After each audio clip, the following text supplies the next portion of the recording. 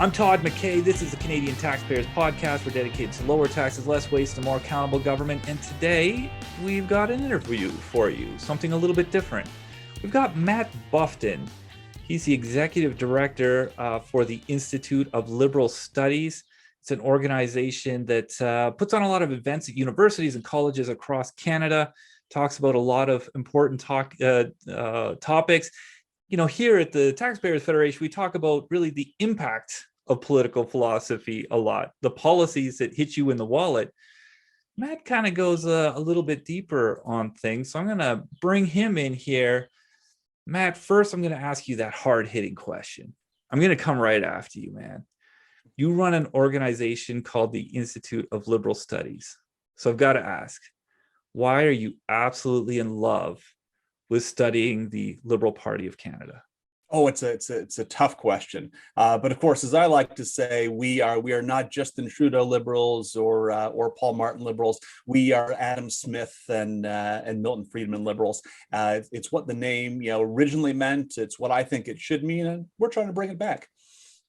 So talk about that a little bit. What's the distinction? When people talk about liberals, they're often talking about a political party, essentially.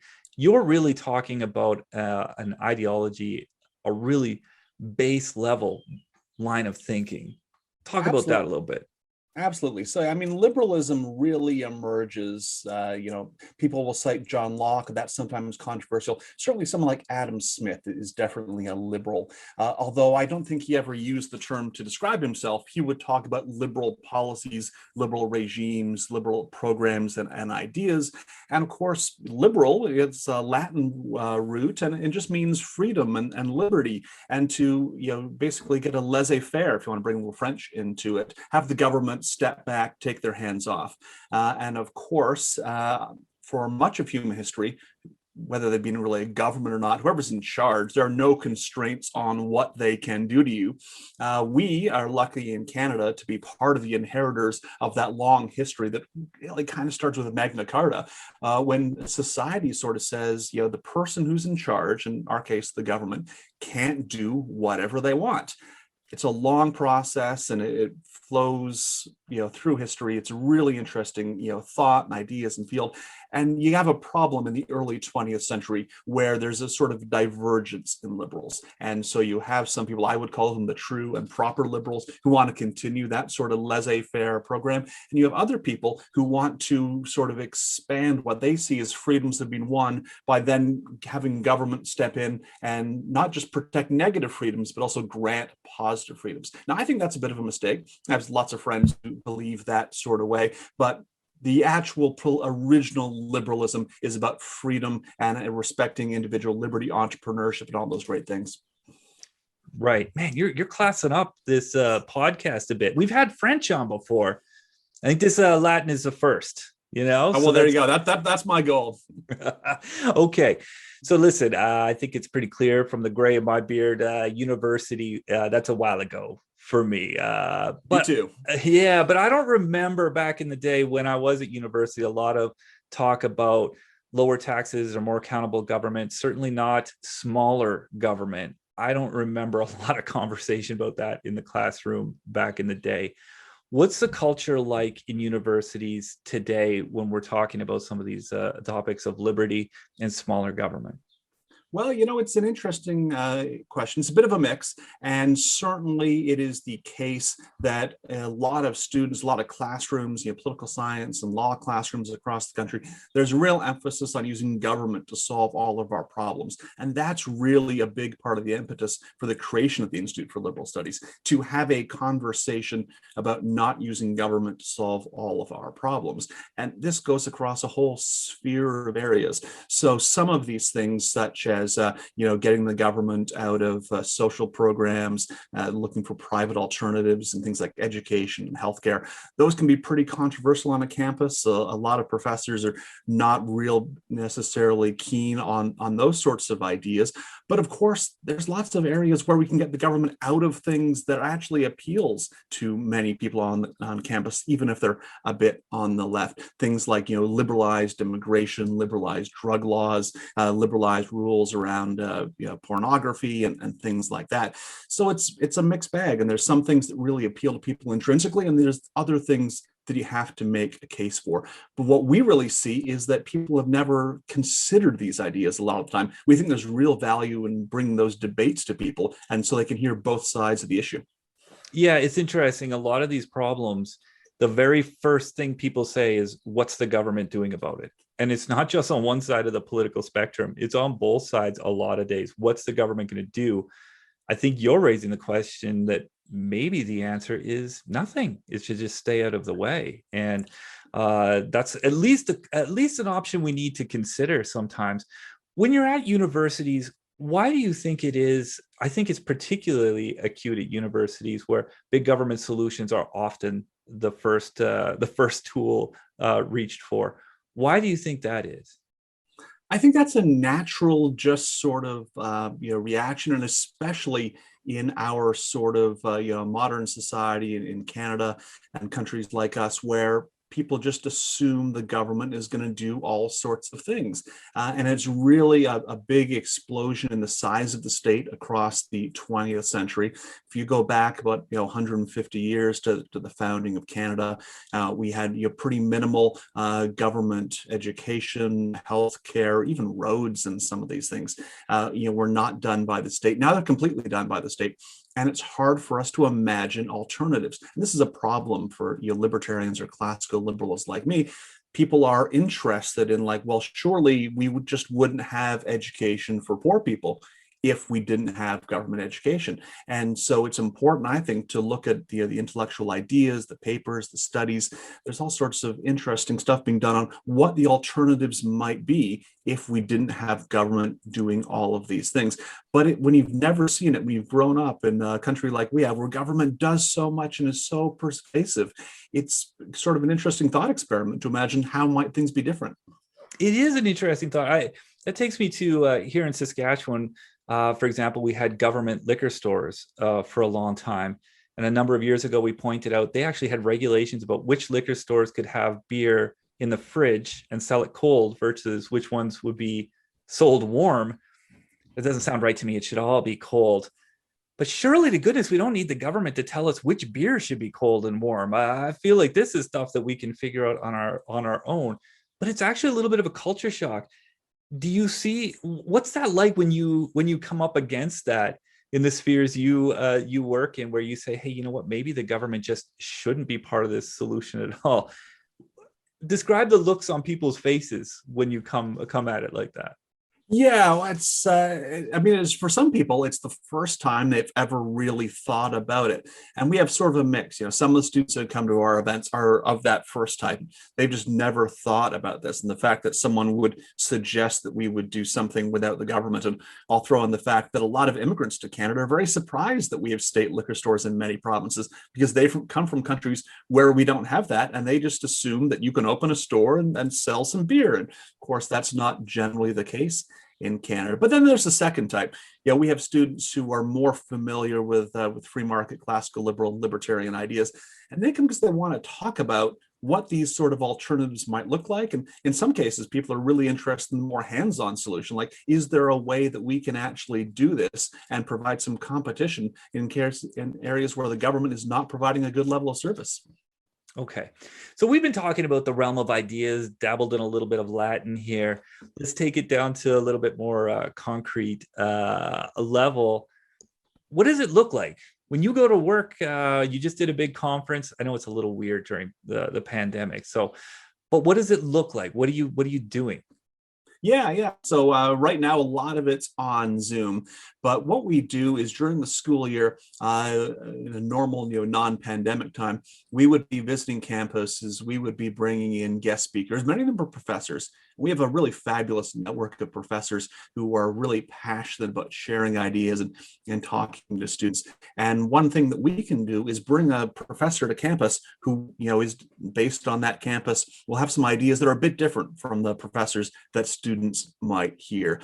One of my favorite times of the year, we just wrapped up a second virtual Freedom Week, but hopefully next year we'll be back to our in-person Freedom Week. Those are summer seminars. We do them for a week long on a campus.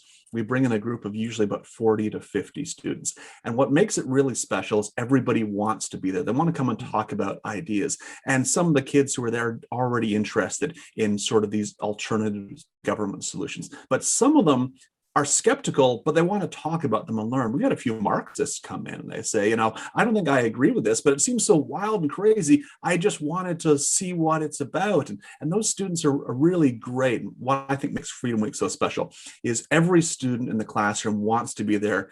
They're sort of bought into the idea of intelligent and civil and respectful discourse about ideas and what our society could or should look like. And it's not like a normal university classroom where half or maybe more of the students are there to get the credit, to get the degree. People are there purely for the love of talking about ideas. And I think that's a really special atmosphere. Yeah, if I think back to my time in university, not only was I checked out of some classes, I didn't show up to some either. This sounds like these kids are really buying into it. It's interesting to hear that you've got people coming because they disagree but want to think through their ideas. Tell me a little bit more about these students themselves. What kind of people are they? What kind of programs are they in? It's not the stereotype you think of when you think of colleges and universities. It's not the parties. What kind of thing? What are these kids like?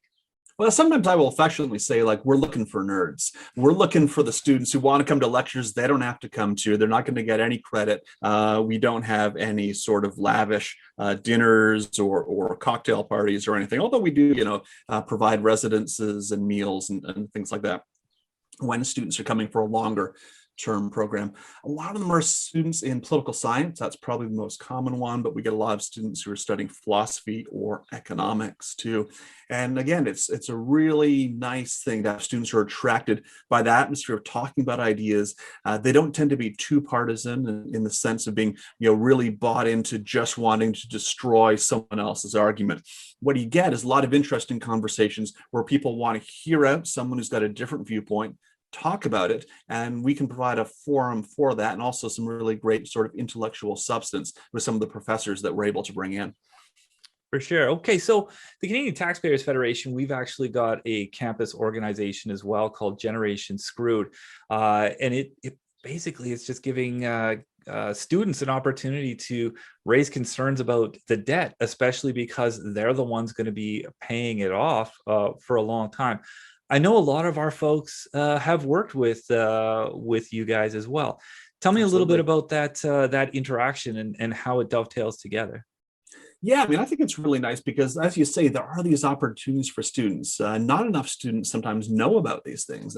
And so they're really excited to find that out. But I've done a number of talks to Generation Screwed clubs on campuses, some local and with Zoom actually been able to do some virtual visits across the country. And Saskatchewan's actually the one province that I've never visited, but I did host an event at the University of Saskatchewan virtually this past year. So it's really nice. We're always looking for student groups who are interested in either learning about our programs or even hosting guest speakers. Because sometimes what we'll do is find a group, and we've done this with a number of Generation Screwed clubs, but also they can be clubs like Students for Liberty or just economics club or a political science student society.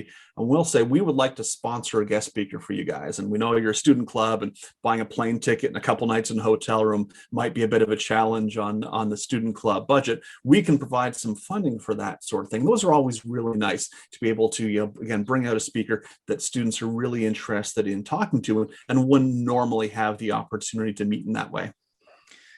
So one of the things I think about campus organizations, there's sort of a spectrum. Some are on all sides of things, on all topics. Some really focus on activism. Some focus on training. We do a lot of training with Generation Screwed kids, teaching them how to do freedom of information requests, stuff like that. But I find it really interesting. You're going way deeper than that. You're talking about the philosophical roots of liberty, going back to Adam Smith and those really foundational points. On one hand, I think it's easy to dismiss that as saying, you know what, come on, man, give them some real world skills. Who cares what Adam Smith said? But you're dedicating your life to going down to that really base level. Why is that? Why is that so important? Well, for one, it's great fun. I think I have one of the best jobs in the world. I get to spend time talking to professors who really have interesting things to say and love giving talks. And again, we get to pick them sort of on the basis of people who are really good in the classroom. But even more than that, I get to talk to students who are really interested in this. And many of them are so excited to have found these sorts of opportunities. So it's great fun. And I can't believe I get to do this for a living. But more important than that is the fact that this is like a really vital sort of thing.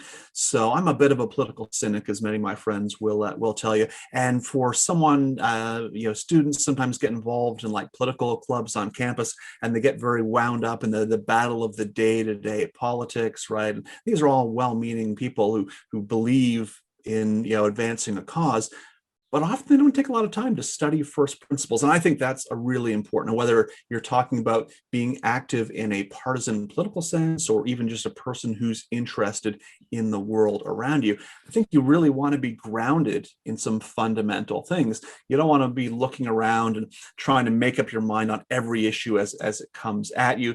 It's good to have an idea of the thinkers who came before us, the people that read and wrote and said things, and to be able to sit down and spend that time with ideas. And really, I mean, I think that's what a university education should be about. So that's the best time. I mean, you and I both have families and kids, and we're not necessarily finding the time to dig into a book like The Wealth of Nations. But we can buy copies of that book. We can put it in the hands of a bunch of 20-year-olds, and they actually have the time and the interest and the energy to work through that, talk about it with each other. And it's a really rewarding thing to watch that happen.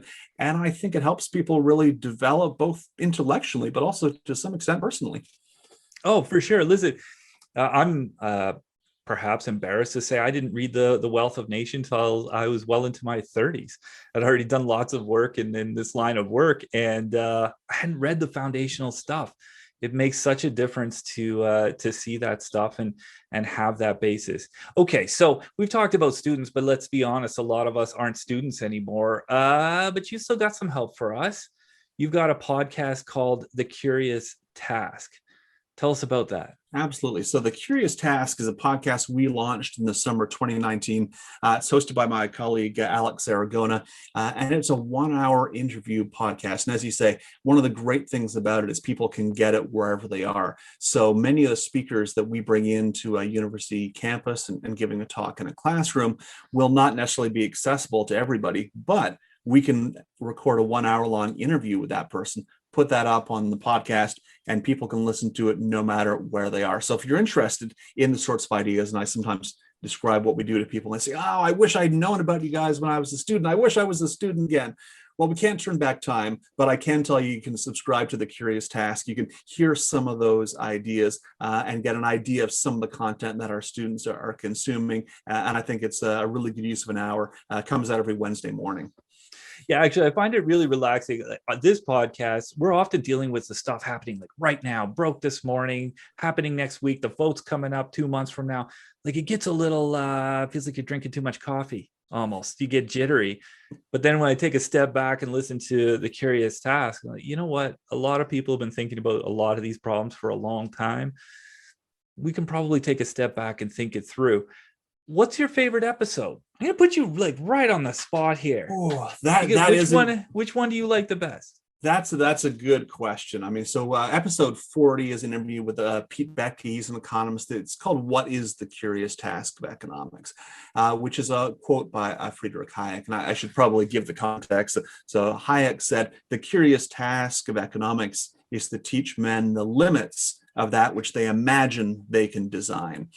And it's part of his sort of career based on cautioning people about the idea that you can sort of form society and form others and make them go in the direction that you want according to your master plan. Pete Becky is one of the most interesting, I think, economic commentators around today, and it's such an interesting episode. It's a little bit longer than some of our other episodes. Those who know Pete Becky will know that he's got a lot of interesting things to say, and we couldn't cram it all into an hour. That's a really great one. I'll throw out one more if I can do like a cheater and give you two. Kevin Vallier, a philosopher at Bowling Green State University, has an interview with us, and I forget the episode number, but he talks about civil society and discourse in an episode titled "Must Politics Be War?" And if listeners are interested in this idea of having polite civil discourse with people who disagree with your political ideas, rather than being each other's throats all the time, which it seems like so many people are these days, that episode with Kevin Valier is also a great one. Oh man, that's probably required listening for me. People have been trying to tell me to be more polite for a long time. So I feel like that could be a part of my development. Listen, I enjoy that podcast. I will say, people should listen to it. I think they're going to find some stuff that they agree with. I'll bet you dollars to donuts you're going to find something you disagree with as well. Absolutely. But that's a good thing. If you're only listening to things you agree with, you're not getting any smarter. You're just listening to yourself think, really. It's important to listen to the other side of things as well. Absolutely. And like I said, I think that really embodies the sort of spirit of the programs the Institute for Liberal Studies is about. We're not about creating an echo chamber. We do have a point of view, but we want to get in people who agree with us, people who disagree with us, people are still making up their minds, and have a conversation. Okay. So I want to bring it back to the students. That's really what you're focused on. A lot of times as you get older, you're like, things they're going downhill. These kids these days, I'm finding myself being that old, the kids these days. But how optimistic are you about the next generations coming up? I mean, I try to be optimistic. I am of an age where I'm also falling into sometimes the kids these days trap, and that can be dangerous. But there's nothing that makes me as optimistic and happy as having a positive interaction with a bunch of kids who are really interested and having conversations and discussing ideas at a level that I certainly was not talking and taking place at 20, 21 years old. So it's so refreshing to know that there are people out there who really want to learn from each other, who want to have discussions. And I think it's probably an artifact of social media, the internet, and the sort of age we live in. There's a controversy on campus, something bad happens, and we all know about it 5 minutes later, thanks to Twitter, right? And that keeps on happening. That can form your impression of what things are like. And so I'll just say that I think that for every one incident that happens like that, there's 100 or 1,000 much more pleasant incidents where people, in a classroom have a friendly debate or disagreement, but at the level of ideas. And that's what university should be about. That happens all the time.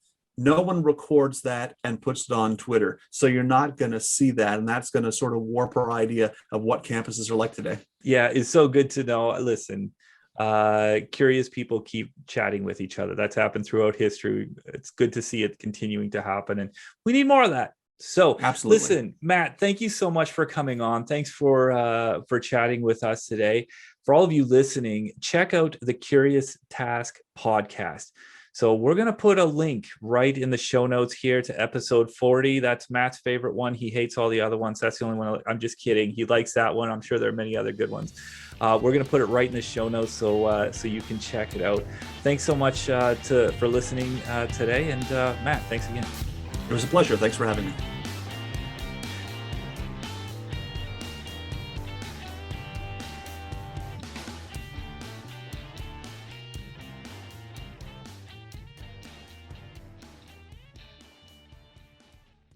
Hi, I'm Scott Hennig, President of the Canadian Taxpayers Federation. If you've got another minute, I'd like to ask you to think about the one person you know that would really enjoy listening to this podcast. Do us a favor and do them a favor and send them a quick note to let them know about it. At the Canadian Taxpayers Federation, we believe there is power in numbers. That's why we've worked so hard to build an army of taxpayers who are ready to push back. And we did it because people like you shared our work with that one person that they knew would really appreciate taking part. Thanks for listening, and thanks for doing your part to make Canada a better place.